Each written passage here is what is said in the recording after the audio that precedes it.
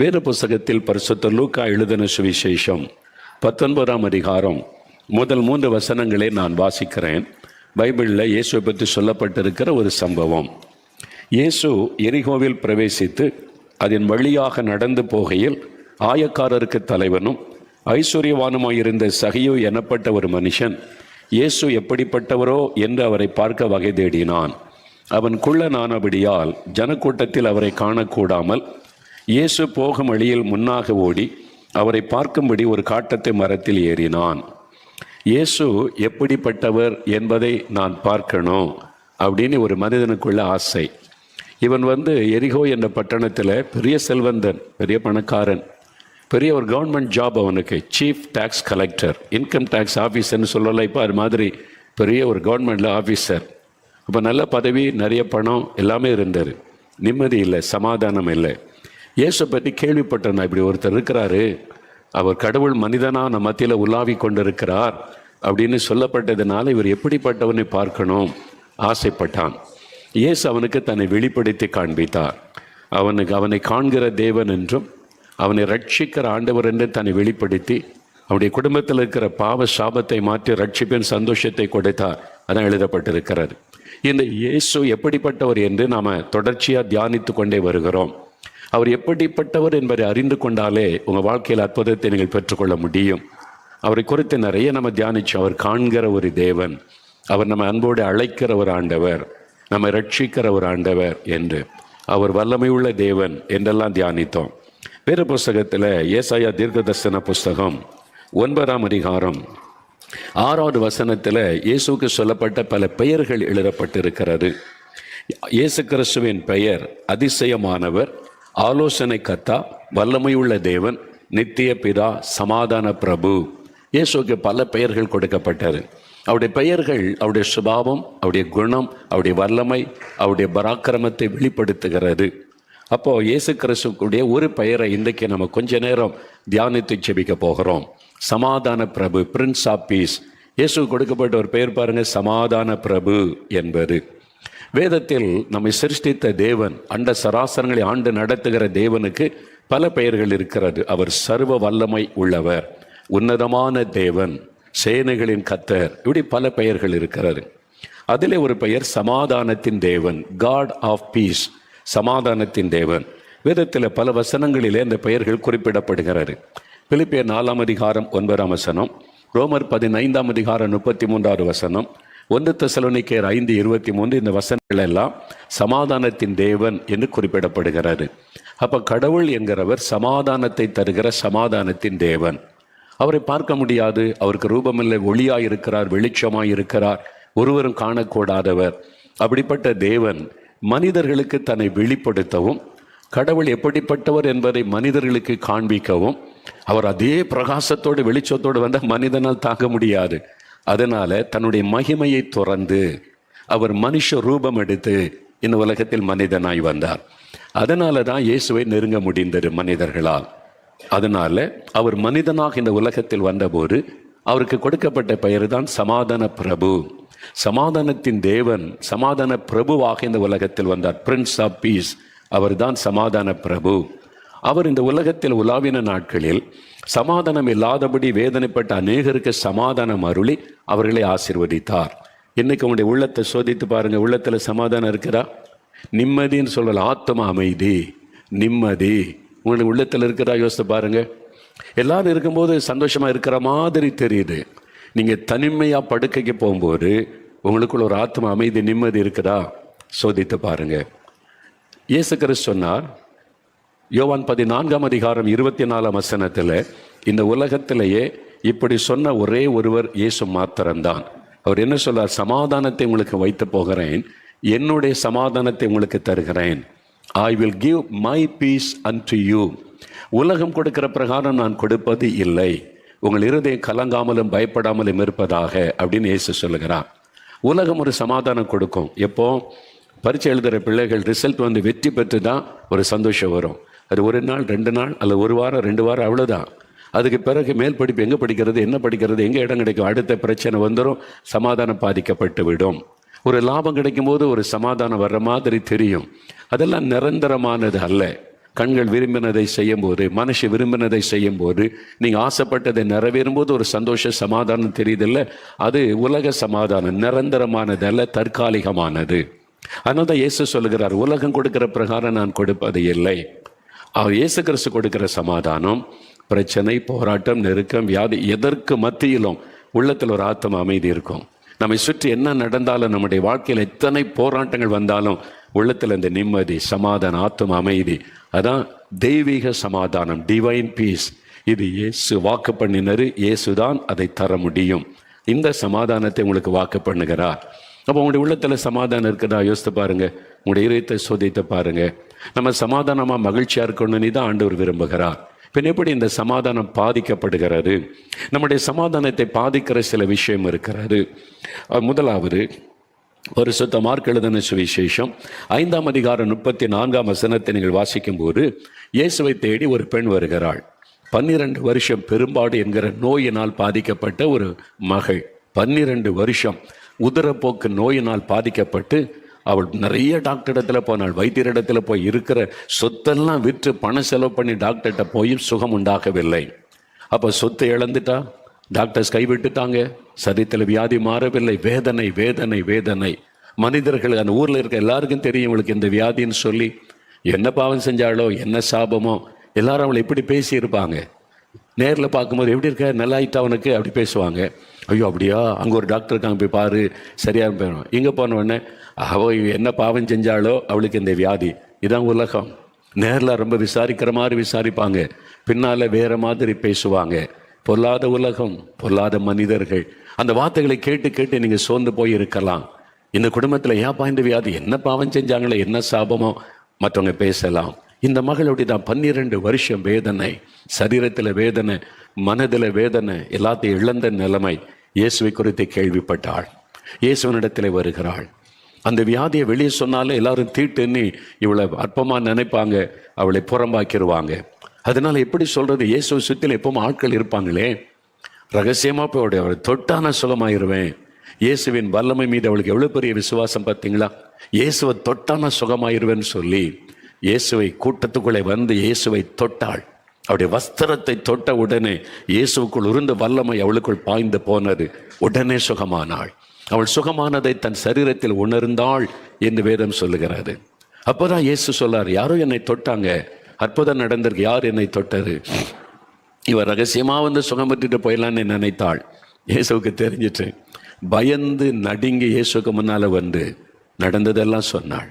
அவளுக்குள்ள பயம், இயேசு என்னை கடிந்து கொள்ளுவாரோ, நீ எப்படி என்னை தொடலாம், இது தீட்டான வியாதி, அப்படி சொல்லிடுவாரோன்னு ஒரு பயம் அவளுக்கு. இயேசு சொல்லார், மகளே, ஆண்டவர் எப்படி கூப்பிடுறார் தெரியுமா? மகளே, நீ திடன்கள், பயப்படாத, நான் உன்னுடைய தகப்பன். ஒரு மகள் ஒரு தகப்பனை தொடுவதனால தீட்டெல்லாம் வராது. நான் தீட்டையெல்லாம் ஆசீர்வாதமாய் மாற்றுகிற சர்வ வல்லமுள்ள தேவன். நீ சமாதானத்தோடு போய் உன் வேதனை நீங்க சுகமாயிரு, ஆண்டவர் அனுப்ப. சுகமாறு மகளே, இனிமே உனக்கு வேதனை எல்லாம் முடிந்தது. 12 வருஷ வேதனை, நிந்த அவமானம் முடிந்தது. சமாதானத்தோட போ மகளே. அதான் இயேசு. அவருடைய சமாதானத்தை பாதித்தது இந்த வியாதி. ஆண்டவர் இந்த வியாதியை சுகமாக்கி சமாதானத்தை கொடுத்த மகிழ்ச்சியோடு அனுப்பினார். இன்னைக்கு உங்களுடைய உள்ளத்தில் உங்களுடைய சரீரத்தில் ஒரு வியாதி, ஒரு வேதனை உங்களை பாதித்து கொண்டே இருக்கிறது, பாதித்து கொண்டே இருக்கிறது, பல வருஷமாய் தொடர்ந்து வந்து கொண்டே இருக்கிறது. வேதனை ஒரு பக்கம், பணம்லாம் செலவு பண்ணி எத்தனை டாக்டர்ஸ், எத்தனை மருத்துவம், எல்லா பணமும் வீணாயத்தை தவிர சுகமுண்டாகலை. கைவிடப்பட்ட நிலைமை, வேதனையும் மாறலை, பணமும் போய்விட்டது, மற்றவங்க ஒரு மாதிரி பேசக்கூடிய சூழ்நிலை. இப்படிப்பட்ட ஒரு கஷ்டத்தில் இருக்கிறீங்களா? இயேசு சொல்றார், நீ பயப்படாதே மகளே, பயப்படாதே மகனே, நான் உனக்கு சுகம் தருகிறேன். உங்களுடைய சமாதானத்தை பாதித்த அந்த வியாதியை மாற்றி சுகம் கொடுத்து உங்களுடைய மகிழ்ச்சியோடு அனுப்பத்தான் இயேசு உங்களோடு பேசுகிறார். நீங்கள் விசுவாசத்தோடு ஜெபித்தா போது ஆண்டு சொல்ல, உன் விசுவாசம் உன்னை ரட்சித்தது மகளே, அப்படிதான் ஆண்டு சொல்லுகிறார். விசுவாசம், நீங்கள் விசுவாசத்தோடு இயேசுவை கூப்பிட்டீங்கன்னா இன்றைக்கு உங்களுக்கு அற்புதம் நடக்கும்.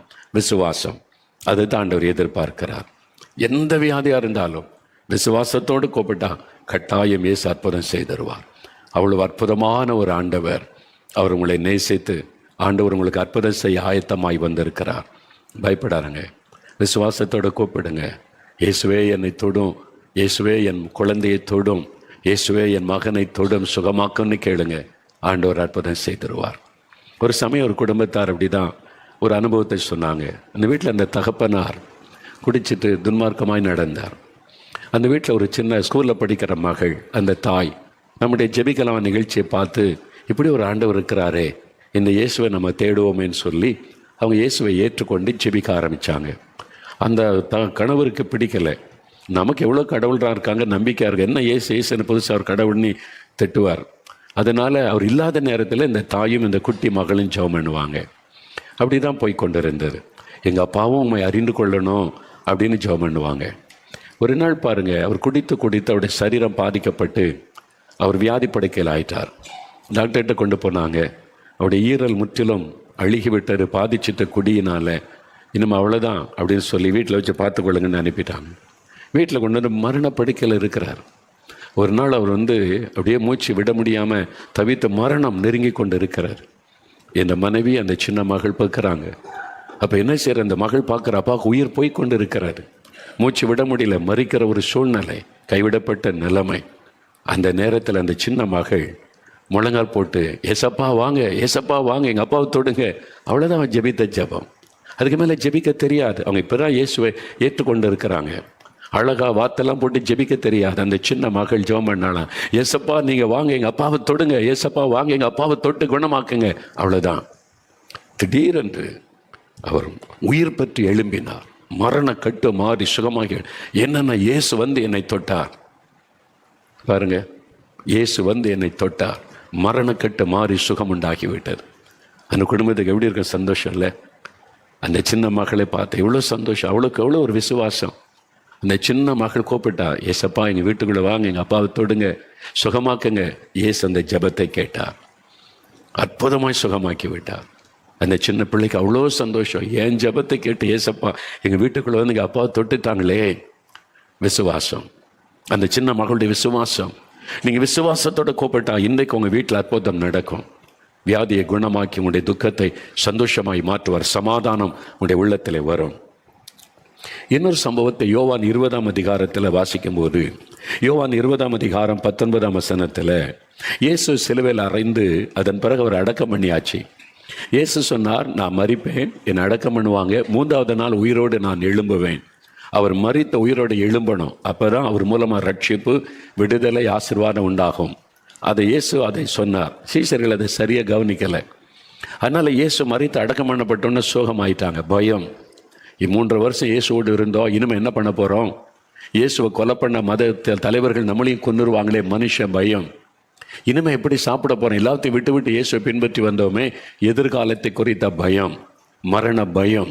இந்த பயத்தினால சமாதானம் போய்விட்டார். பயம் வந்துட்டா சமாதானம் இருக்காதுல்ல.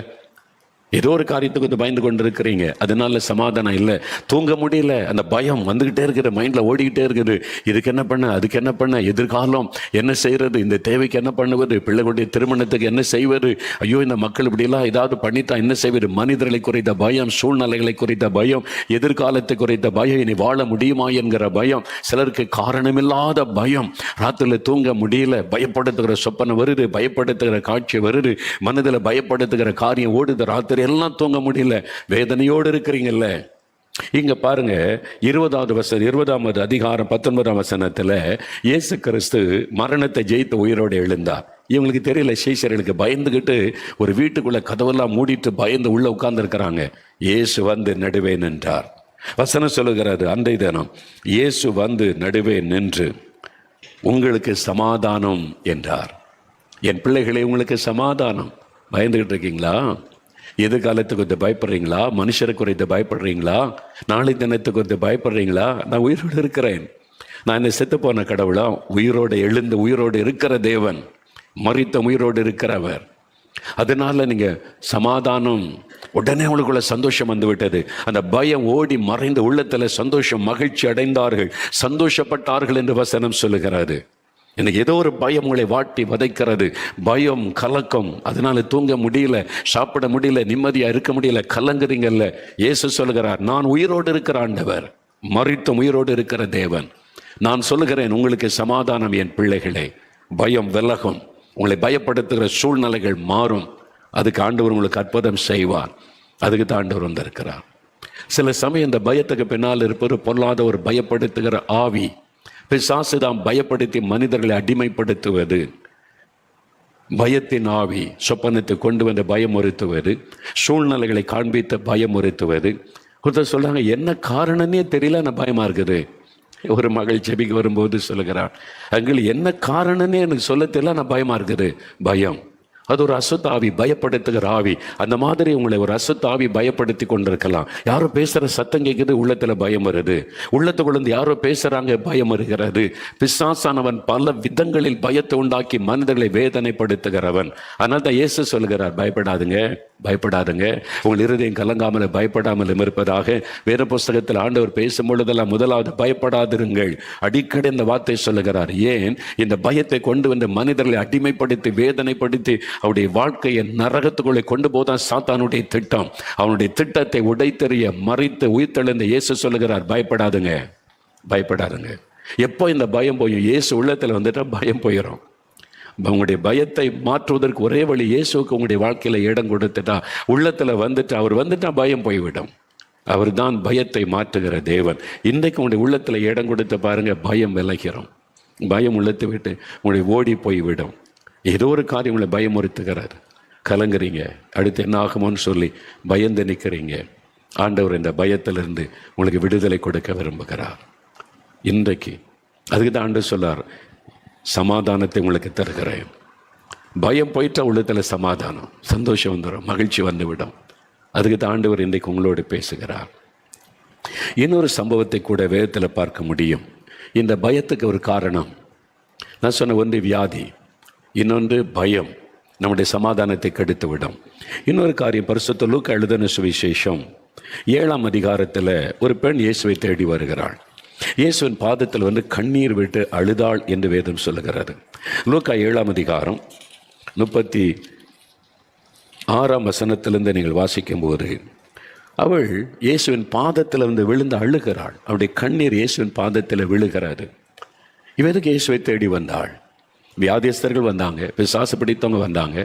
இந்த மாதிரி இந்த பெண் வந்து இயேசுவின் பாதத்தில் வந்து அழுகிறாள். சீஷர்லாம் பார்க்குறாங்க, எதுக்கு வந்து அழுகிறாள் அப்படின்னு சொல்லி. இயேசு ஒரு வீட்டில் விருந்துக்காக உட்கார்ந்து இருக்கிறார். இந்த விருந்து கூப்பிட்ட மனுஷன் பார்க்குறான், ஐயோ இவள் பாவியானவள், இவள் இந்த ஊர்லேயே ஒரு பாவியான பெண், விபச்சார பெண், எல்லாருக்கும் தெரியும், அநேகருடைய வாழ்க்கையை கெடுத்தவள், இவளா இங்கே வீட்டுக்குள்ள வந்திருக்கிறாள், இவளா வந்து இயேசுவோட பாதத்தை தொடுகிறாள், அவள் தொடவே இவளுக்கு அருகதை கிடையாது அப்படின்னு பார்க்குறான், உள்ளத்தில் நினைக்கிறான். ஆனால் அவள் அழுகிறாள், அவருடைய கண்ணில் கண்ணீர், இயேசுவின் பாதத்தை நினைக்கிறாள். இயேசு மனிதர் பார்க்கிறபடி பார்க்கிற தேவன் அல்ல. மனிதன் முகத்தை பார்க்கிறான், கர்த்தரோ இருதயத்தை பார்க்கிறார். அவருடைய உடைந்த உள்ளத்தை பார்க்கிறார். அவள் அழுது கொண்டிருப்பதை பார்க்கிறார். அவள் தன் பாவத்துக்காக உணர்ந்து அழுகிறதை பார்த்த உடனே அவளுக்கு என்ன ஆசீர்வாதம் வேணும்னு இயேசு கண்டுபிடித்தார். ஆண்டவர் சொன்னார், மகளே, உன் பாவங்கள் உனக்கு மன்னிக்கப்பட்டது, நீ சமாதானத்தோட போ. 48-50 வசனத்தில் பைபிளில் சொல்லப்பட்டிருக்கிற, மகளே உன் பாவம் மன்னிக்கப்பட்டாரு, நீ அதுக்கு தானே அழுத. என் பாவம் என்னை பாதித்து விட்டது, என் பாவத்தினால சமாதானம் இல்லை, நிம்மதி இல்லை, என் பாவம் மன்னிக்கப்படணுமே, சமாதானம் வேணுமே, நீ தானே நீ அழுத. உன் பாவம் மன்னிக்கப்பட்டது, நீ சமாதானத்தோட போ. இனி ஊரார் என்ன சொன்னாலும் பரவாயில்லை, நீ என்னுடைய மகள். ஆண்டவர் வந்து எப்படி மாற்றுகிறார்? பாவத்தில் அழிந்து கொண்டிருந்த ஒரு மகளை அந்த பாவத்தை மன்னித்து பரிசுத்தமாக்கி தன்னுடைய மகளாக ஆண்டவர் நிறுத்துகிறார். சமாதானம். உங்களுடைய பாவத்தினால சமாதானம் பாதிக்கப்பட்டு விட்டதா? பாவத்துக்கு பரிகாரம் என்ன? அங்கே போகணும், இங்கே போகணும், சரீரத்தை வருத்தி கொள்ளணும், காசு கொடுக்கணும், அதெல்லாம் செய்கிற பாவ மன்னிப்பை பெறவே முடியாது. தவறான பல நம்பிக்கைகள்னால பாவ மன்னிப்பு இல்லாமல் கலங்கி கொண்டிருக்கிற மக்கள் தான் ஏராளம். பாவத்தை உணர்ந்து மனம் திரும்பி பாவத்தை மன்னிக்கிற ஆண்டவரிடத்தில் வந்தால் பாவ மன்னிப்பை, சமாதானத்தை நீங்கள் பெற்றுக்கொள்ள முடியும். இன்றைக்கு அந்த இயேசு உங்களை தேடி வந்திருக்கிறார். சமாதான பிரபு இயேசு, நான் உன் பாவத்தை மன்னித்து சமாதானம் உனக்கு தர முடியும் என்று இயேசு சொல்லுகிறார். கன்னியாகுமரி மாவட்டத்தில் நாகர்கோவில் பட்டணம் இருக்குல்ல, நாகர்கோவில் பட்டணத்தில் ஒரு குடும்பம், ஒரு சகோதரர், அவர் வேலை பார்த்து சம்பாதித்து குடும்பத்தை கவனித்து கொண்டிருந்தார். மனைவி 2-3 சிறு பிள்ளைகள். மதுபானத்துக்கு அடிமைப்பட்டுட்டார். ஃப்ரெண்ட்ஸோடு சேர்ந்து குடிக்க ஆரம்பித்து குடிச்சு சம்பாதிக்கிற பணம்லாம் போயிடும். வீட்டுக்கு வந்தால் மனைவி கேட்பாங்கல்ல, இப்படி குடிச்சிட்டு வர்றீங்களே, எப்படி குடும்பம்? அதனால் மனைவிக்கு அடி. பேசாத, சொல்ல ஒன்றைக்கு, நான் சம்பாதிக்கிறேன், நான் குடிப்பேன். அப்புறம் குடும்பம் எப்படி நடக்கும்? அடி. பிள்ளைகள்லாம் பயந்து ஓடி வீட்டுக்கு வெளியில் போய் நிற்பாங்க. ரொம்ப பாதிப்பு. அந்த மனைவி பொறுத்து பொறுத்து பார்த்தாங்க. எவ்வளோ காலம் அடி வாங்குறது, எவ்வளோ காலம் இந்த மனுஷனோட வாழ்வது, சாப்பாட்டுக்கு வழி இல்லை, அடி வேற, இந்த மனுஷனோட எப்படி வாழ்வது. தன் குழந்தைகளை அழைச்சிக்கிட்டு தாய் வீட்டுக்கு போயிட்டாங்க. இப்போ அவர் தனித்து விடப்பட்டார். முதல்ல ரொம்ப சந்தோஷம். இப்போ கண்டிக்க யாரும் கிடையாது, கேள்வி கேட்க யாரும் கிடையாது, இஷ்டப்படி இருக்கலாம். இப்போ ஒரு வியாதி அவரை தாக்கினது. பாவத்தினால வியாதி சரீரத்தில் உண்டாகி டாக்டர்லாம் போனார், பணம்லாம் செலவு பண்ணி பார்த்தார், வியாதி அதிகமாகி விட்டார். இப்போது வேலைக்கு போக முடியல. குடி ஒரு பக்கம், வியாதி ஒரு பக்கம். அதனால் வேலைக்கு ஒழுங்காக போகலை. சம்பளம் எப்படி கிடைக்கும்? வேலைக்கு போகாட்டா சம்பளமும் வேலைக்கு போன நாளுக்கு மட்டும்தான் கிடைக்கும், போதுமானதாக இல்லை. இப்போ ரொம்ப உள்ளத்தில் பாதிப்பு. குடும்பத்தை இழந்துட்டார், சரீர சுகத்தை இழந்துட்டார், சமாதானத்தை இழந்துட்டார், வேலையை இழந்துட்டார். வேலையை விட்டு அனுப்பிட்டாங்க, ஒழுங்காக வர்றதில்லை போடா அப்படின்னு அனுப்பிட்டாங்க. எல்லாத்தையும் இழந்துட்டார். பாவம் ஒரு மனிதனுடைய வாழ்க்கையில் இழப்பை கொண்டு வரும். சிலர் நினைக்கிறாங்க, இல்லைங்க பாவம் அப்படிங்க, இவங்கள பாருங்களேன் எவ்வளோ லட்சமாக ஊழல் பண்ணுறாங்க, லஞ்சம் வாங்குறாங்க, நல்லா தானே இருக்கிறாங்க. நல்லா இருக்கிற மாதிரி தெரியும், பாவம் செய்கிறவன் நல்லா இருக்க மாட்டான். நீங்களே செய்தித்தாளில் டிவியில் பார்க்குறீங்களா, முன்னாள் முதலமைச்சர் இன்றைக்கி ஜெயிலுக்குள்ளே, முன்னாள் அமைச்சர் இன்றைக்கி கோர்ட்டுக்கு அலைஞ்சிக்கிட்டே இருக்கிறாரு, அவருக்கு பெயில் கொடுக்க மாட்டேங்கிறாங்க. பாவம். வெட்கப்பட்டு தலை குனிஞ்சு குடும்பமே அவமானப்பட்டு நிற்கல. என்ன சந்தோஷம் இருக்கும்னு நினைக்கிறீங்க? பணம் இருந்தால் கோடி கோடியாக ஊழல் பண்ணி லஞ்சம் வாங்கி சம்பாதிச்சா சந்தோஷமாக இருக்க முடியும்னு நினைக்கிறீங்களா? ஒருத்தனை இருக்குல்ல, வெளியில் நடிப்பாங்க சந்தோஷமாக இருக்கிற மாதிரி. இதான் உண்மை. உள்ள நுழைஞ்சு பாருங்கள், வீட்டுக்குள்ளே நரக வேதனை. வெளியில் வரும்போது கோஷம் போடுற காலு, சத்தம் போடுற காலு, அதனால் அவங்க அதை மறைச்சிட்டு நடித்து கொண்டு இருக்கிறாங்க. இதான் உண்மை. ஒரு நாள் நிம்மதியாக இருக்க முடியாது. அதனால தான் நிறைய அப்படி பாருங்களேன், இந்த அநியாயம் பண்ணுறவங்களாம் பாருங்கள், ராத்திரி குடிச்சிட்டு தான் படுக்க போவாங்க. ஏன்னா அந்த ராத்திரி தான் மனசாட்சி வாதிக்கும். சந்தோஷம் சமாதானமாக நித்திர பண்ண முடியாது, மனசாட்சி வாதிக்கும். அந்த மனசாட்சி பேசுகிறதை கேட்காமல் இருக்க தான் போதையில் அவங்க தூங்க போகிறது. நிறைய பார்க்குறல்ல, அமைச்சர்கள் முதலமைச்சர்கள் போதையில் குடியில் ஏன் இருக்கிறாங்கன்னு நினைக்கிறீங்க? இந்த பாவம் அவருடைய மனசாட்சியை வாதிக்கிறதுனால நிம்மதியாக தூங்க முடியாது. அதனால தான் இந்த போதைக்கு அடிமையாகிறாங்க. இதான் உண்மை. அப்போ ஒரு மனிதன், பாவத்தில் இருக்கிற மனிதன் நிம்மதியாக இருக்கவே முடியாது. பாவம் செய்கிறவனுக்கு, துன்மார்க்கனுக்கு சமாதானம் இல்லை என்று ஆண்டவருடைய வார்த்தை சொல்லுகிறார். எப்படி சமாதானமாக இருக்க முடியும்? சின்ன பாவமாக இருந்தாலும் சரி, நீங்கள் 100 ரூபா லஞ்சம் வாங்கினாலும் பாவம்தான், 100 கோடி வாங்கினாலும் அது பாவம்தான். இவ்வளோதான் குடிக்கிறனால அதுவும் பாவம்தான், இத்தனை கோட்டர் குடிக்கிறனால பாவம்தான். பெருமை, பொறாமை, எரிச்சல், கோபம், வைராக்கியம், அடுத்தவங்களை பற்றி புறம் கூறுவது, மற்றவங்களை கேவலமாய் பேசுவது, அதுவும் பாவம்தான் என்று வேதம் சொல்லுகிறது. இருதயத்தில் புறப்படுகிற இந்த பாவங்கள் மனிதனுடைய சமாதானத்தை கெடுத்து விடும். இந்த சகோதரர் பாருங்க, பாவத்தினால குடும்பத்தை இழந்துட்டார், சரீர சுகத்தை இழந்துட்டார், வேலையை இழந்துட்டார். இன்னும் என்ன செய்யறது? ஒரு நாள் ஒரு சனிக்கிழமை காலையில் அவர் வீட்டில் அப்படியே துக்கமாக இருந்தார். அப்போ தான் யோசித்து பார்க்குறார், எல்லாத்தையும் நான் இழந்துட்டேன், இனி என்ன பண்ணுறது? ஐயோ, நான் இந்த மாதிரி பாவம் செய்து என் மனைவியை துக்கப்படுத்தி அடித்து, மனைவி போயிட்டா, பிள்ளைங்க இழந்துட்டேன், இனி என்ன என் வாழ்க்கை அப்படின்னு சொல்லி நான் என்ன செய்கிறது? யார் எனக்கு உதவி செய்வாங்க? எல்லாத்தையும் இழந்துட்டு நிற்கிறேன்னு தனியாக அந்த வீட்டுக்குள்ளே அப்படி காலையில் உட்கார்ந்துருக்கும் போது ஒரு சத்தம் அப்படியே காதில் கேட்டதான். வானத்தின் வாசலுக்கு போ அப்படின்ற ஒரு சத்தம். வானத்தின் வாசலுக்கு போ அப்படின்ற ஒரு சத்தம் கேட்டதான். பாருங்களேன், ஆண்டவர் பாவிகளை நேசித்து அவனை பாவத்திலிருந்து விடுதலையாக்க விரும்புகிறார். அவன்கிட்ட கூட பேசுகிறார். அந்த சத்தம் கேட்ட உடனே வானத்தின் வாசல் அது என்னது? இவருக்கு ஒன்றும் புரியல. அது யோசிச்சுக்கிட்டே, வானத்தின் வாசல்னா என்னது? அங்கே போன்னு ஒரு சத்தம் கேட்டுச்சு, அது எங்கே இருக்குது தெரியலையே. பக்கத்து தெருவில் அவங்க சொந்தக்காரங்க இருக்காங்க. இவரை பற்றி குடும்பத்தை பற்றி நல்லா தெரியும். காலையில் எழும்பி மெதுவாக அந்த வீட்டுக்கு போயிருக்கிறார். அங்கே அவங்க இங்கே ஊருக்கு புறப்படுறாங்க, வெளியூருக்கு கிளம்பிட்டுருக்காங்க ஃபேமிலியில் எல்லாரும். இவர் போனோடனே அவர் கேட்டிருக்கிறாரு, வானத்தின் வாசல்னா என்னது அப்படின்னு கேட்டாராம். அவங்க கேட்டாங்க, ஏன் கேட்குறீங்க? இல்லை, நான் எல்லாத்தையும் இழந்துட்டேனா, இனி என்ன பண்ணுறதுன்னு என்னை குறித்த வேதனையோடு உட்கார்ந்துருந்தேன். அப்போ ஒரு சத்தம் கேட்டுச்சு காதில், வானத்தின் வாசலுக்கு போ அப்படின்ற சத்தம் கேட்டுச்சு. அதான் வானத்தின் வாசல்னா என்னது அப்படின்னு ஒரு இடம் இருக்குதா அப்படிலாம் கேட்டார். அவங்களுக்கு ரொம்ப ஆச்சரியப்பட்டு, நாங்கள் அங்கே தான் போகிறோம், நீங்கள் வாங்குறீங்களா எங்க கூட அப்படின்னு கூப்பிட்டாங்களாம். அங்கே போகிறீங்களா? அது எங்கே இருக்குது? பைபிளில் இருக்க வானத்தின் வாசல்னு 4 மாவட்டியில் ஒரு ஜபாரா இருக்குது. அதில் வானத்தின் வாசல்னு எழுதியிருப்பாங்க. அங்கே ஜெபம் 3 நாள் முகாம் நடக்குது, விடுதலை முகாம். அதுக்கு தான் நாங்கள் போகிறோம், நீங்கள் வரீங்களான்னு. ஓ, அதுக்கு தான் அந்த சத்தம் கேட்டுச்சா? அப்போ ஆண்டவர் என்னை இன்னும் நேசிக்கிறாரு, இயேசு என்னை கூட நேசிக்கிறாரா, எனக்கு ஒரு வழி சொல்லித்தராரா, நான் வர்றேன்னு சொல்லி புறப்பட்டு வந்துட்டார். 3 நாள் முகாம். 3 நாள். முதல் நாளில் ஆண்டவர் அவருடைய பாவத்தை உணர்த்தினார். உன் பாவத்தினால தான் நீ பாதிப்பு, உன் பிள்ளைகள், மனைவி எல்லாரும் பாதிக்கப்பட்டாங்க. பாவத்தை விட்டு மனம் திரும்பு. முதல் நாள் கண்ணீரோடு ஆண்டவர் ஒப்பு கொடுத்தாரா, இயேசுவே என் பாவத்தை மன்னிச்சிருங்க, நான் இப்படி ஒரு பாவத்தில் வாழ்ந்துட்டேனேன்னு சொல்லி மனம் திரும்பி ஒப்பு கொடுத்தார். பாவத்திலிருந்து விடுதலை, பாவ மன்னிப்பு, பாவத்திலிருந்து விடுதலை. இப்போ ஒரு பெரிய சந்தோஷம். இப்போ இந்த குடிக்கிற எண்ணம் போய்விட்டது, மதுபான சிந்தை போய்விட்ட ஒரு பெரிய சந்தோஷம். 2வது நாள் அவர் ஜெபிச்சாராம், இந்த வியாதி அதனால் நான் வேலை செய்ய முடியாமல் கஷ்டப்பட சுகம் கொடுங்க. இயேசு 2வது நாள் அவரை தொட்டு சுகமாக்கிட்டார். 3வது நாள் தான் திறப்பின வாசல் ஜெபம். அதை நினச்சா, இயேசு என் பாவத்திலிருந்து விடுதலை கொடுத்துட்டீங்க, வியாதியை சுகமாக்கிட்டீங்க, என் குடும்பம் பிரிஞ்சு போயிட்டேன், என்னால் தான் என் மனைவி பிள்ளைகள் பிரிஞ்சுட்டாங்க, என் குடும்பம் எனக்கு வேணும், என் வேலை எனக்கு வேணும் அப்படின்னு ஜெபம் பண்ணாராம். முகாம் முடிஞ்சு வீட்டுக்கு வருகிறார். மனைவி பிள்ளைகளோட வீட்டுக்கு வந்திருக்கிறாங்க. கர்த்தரை கொண்டு வந்துட்டார். அவருக்கு அவ்வளோ சந்தோஷம். இப்படிலாம் ஒரு அற்புதம் செய்கிற ஆண்டவர். அவர் சொன்னார், மனைவிட்ட மன்னிப்பு கேட்டு, நான் பாவம் செய்துட்டேன், இப்போ மனம் திரும்பிட்டேன், இயேசு என்னை மன்னிச்சிட்டார். இழந்த வேலை அவருக்கு திரும்ப கிடைத்தார். நீ குடும்பமாக சந்தோஷமாக இருக்கிறான். எவ்வளோ சந்தோஷம் இல்லை? அவர் இதை சொல்லும்போது எனக்கே ஆச்சரியம். இயற்கைக்கு மேற்பட்ட காரியத்தை ஆண்டவர் செய்கிறார். ஒரு ஆத்மா ரட்சிக்கப்பட ஆண்டவர் தன்னை வெளிப்படுத்துகிறார். அந்த மனிதன் பாவம் செய்து எல்லாத்தையும் இழந்திருந்தாலும் ஆண்டவர் அவர் மேல் அன்பு கூர்ந்து சொல்றார், மகனே என்கிட்ட வா, இங்கே ஜெபம் நடக்குது, வா, நான் உன்னை சந்திக்கணும்னு சொல்லி அழைத்து கொண்டு வந்து சந்தித்து 3 அற்புதம். பாவத்திலிருந்து விடுதலை, வியாதியிலிருந்து சுகம், இழந்து போன ஆசீர்வாதத்தை திரும்ப கொடுத்தார். இன்றைக்கு பாவத்தினால சமாதானத்தை இழந்துட்டீங்க, நிம்மதியை இழந்துட்டீங்க, குடும்ப சந்தோஷத்தை இழந்துட்டீங்க. இயேசு உங்களோடு பேசுகிறார், நீ மனம் திரும்ப மகனே, உன் பாவத்தை விட்டு மனம் திரும்ப, நான் உன்னை மன்னிக்க ஆயத்தமாக இருக்கிறேன், விடுதலை கொடுக்க ஆயத்தமாக இருக்கிறேன். இயேசு உங்களை பார்த்து சொல்லுகிறார்.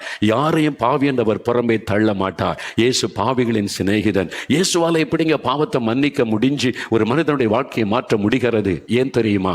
அவர் தான் பாவத்திற்கு பரிகாரி. ஏசாயா 53ஆம் அதிகாரம் 5ஆம் வசனத்தில் சொல்லுகிறது, இயேசு கிறிஸ்து நம்முடைய பாவங்களின் நிமித்தம் சிலுவையில் அடிக்கப்பட்டு நொறுக்கப்பட்டு அந்த சிலுவையில் ரத்தம் சிந்தி மறிக்க தன்னை ஒப்பு கொடுத்தார். உங்களுக்காக, எனக்காக. பாவத்துக்கு தண்டனை நம்ம மேலே தானே வரணும். நம்முடைய தண்டனை இயேசு தன்மேலே ஏற்றுக்கொண்டார்.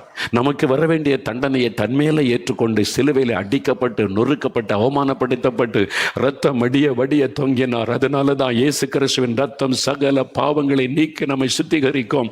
இயேசுவே என்னை மன்னியுன்னு சொல்லும்போது கண்ணுக்கு தெரியாத ஒரு அற்புதம் நடக்கிறது. அவருடைய ரத்தத்தின் வல்லமை நம் இருதயத்தை கழுவி சுத்திகரித்து விடும். அந்த பாவத்தின் பாரம் போய்விடும், பாவத்தின் வேதனை நீங்கிவிடும், ஒரு சந்தோஷம், அந்த மகிழ்ச்சி நம் உள்ளத்தில் வந்துவிடும். இயேசு கிறிஸ்துவின் ரத்தம். கொலோசியர் 1:20 சொல்லுகிறது, இயேசு சிலுவையில் சிந்தின ரத்தத்தின் மூலமாய் சமாதானத்தை உண்டாக்கினார். நமக்கு சமாதானத்தை கொடுக்க தன்னுடைய பரிசுத்தமுள்ள ரத்தத்தை இயேசு சிலுவையில் சிந்தி கொடுத்தார்.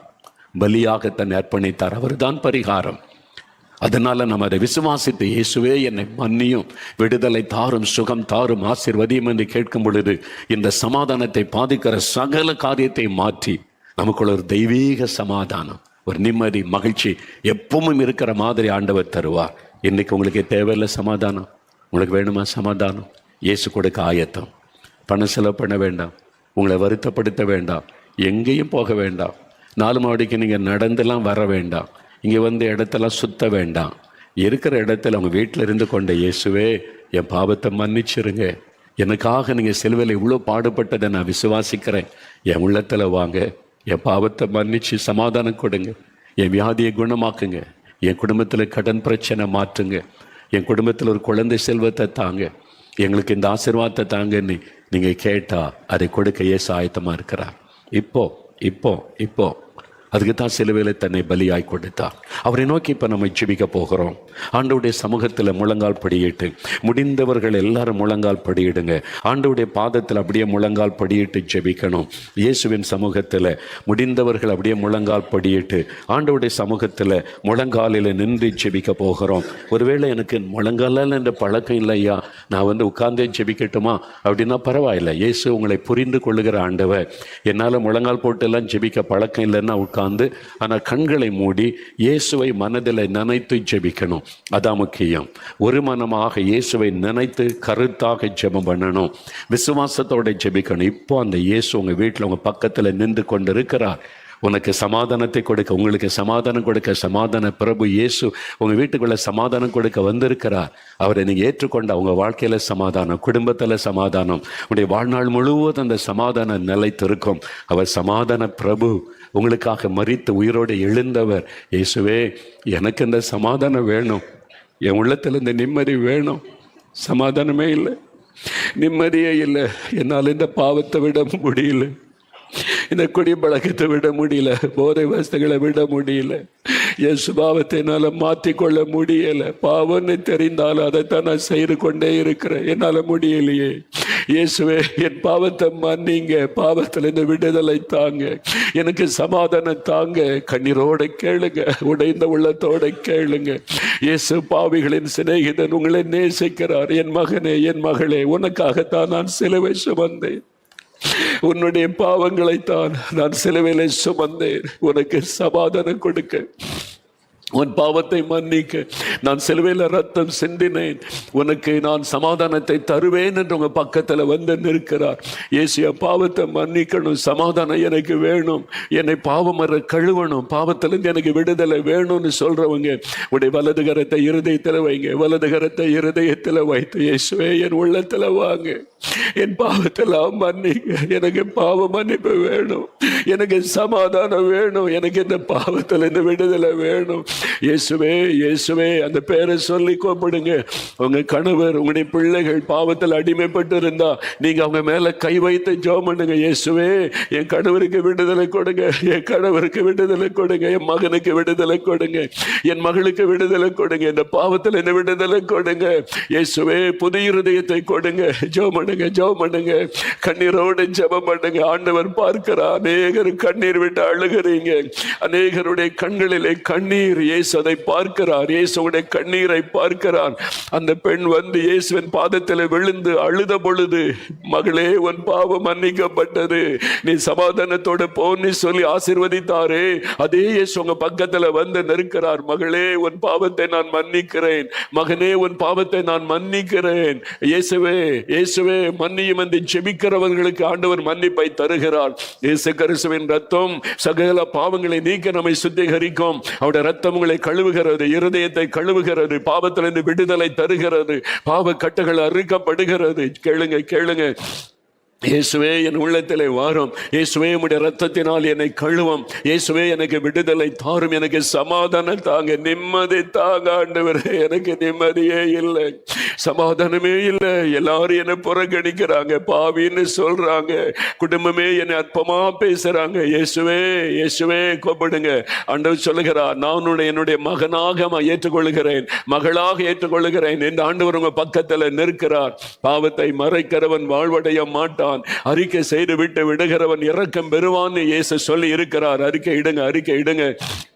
இயேசுவே, மன்னியும். இயேசுவே, உம்முடைய ரத்தம் கழுவட்டும். அநேகருடைய இருதயம் அவருடைய ரத்தத்தினால் கழுவப்படுகிறது. இயேசுடைய ரத்தம் உங்களை கழுவுகிறது.